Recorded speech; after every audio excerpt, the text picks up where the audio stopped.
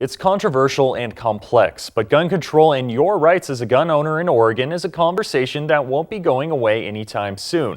So what safeguards are in place to keep guns out of the hands of criminals and ensure responsible gun owners maintain their Second Amendment rights? We really like to have people have firearms and know how to use them correctly.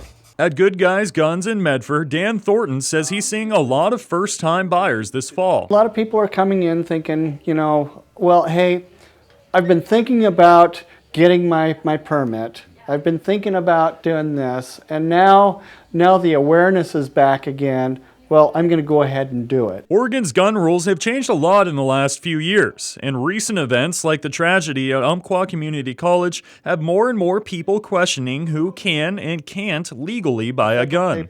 Federal form, it's called a 4473. Everybody in the country has to fill these forms out. The background check goes clear back to when you were born. So even stuff that happened when you were a minor can still come up. Oregon's first major gun control law in years went into effect on August 9th. That's Senate Bill 941, and it requires a background check on every gun sales transaction within the state. That includes private parties for the first time, but does not include law enforcement or family members.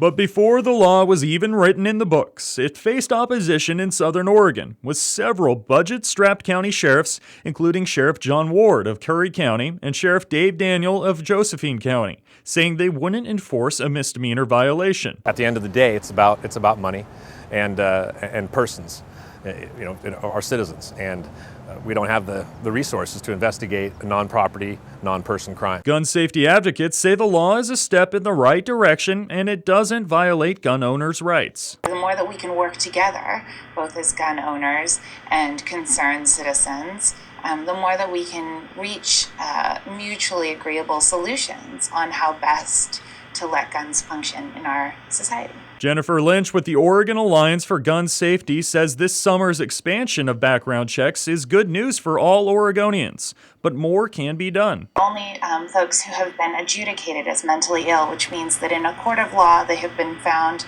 incapable of taking care of themselves, are caught by that background check system. And we need to make sure that those records are always current and up to date. So again, nobody slips through the cracks. If they're going to pass a law and require us to do background checks, it's my opinion that they need to provide a method of doing that. See, no bullets. The law is similar to one passed in 2001 that required background checks at gun shows. One big difference is the cost of doing the check. They're requiring private party transfers outside of the gun shows to find somebody that has a federal firearms license to do the transfer for them. The average cost for a federally licensed dealer to do that transfer is about $40. Nodell says that's too much to ask of private citizens, but the law stands as it's written. What is yet to be seen is it working? Another big change for Oregon. Before January 1st of this year, a marijuana conviction for possession of less than an ounce would disqualify you from buying a gun or even obtaining a concealed carry permit.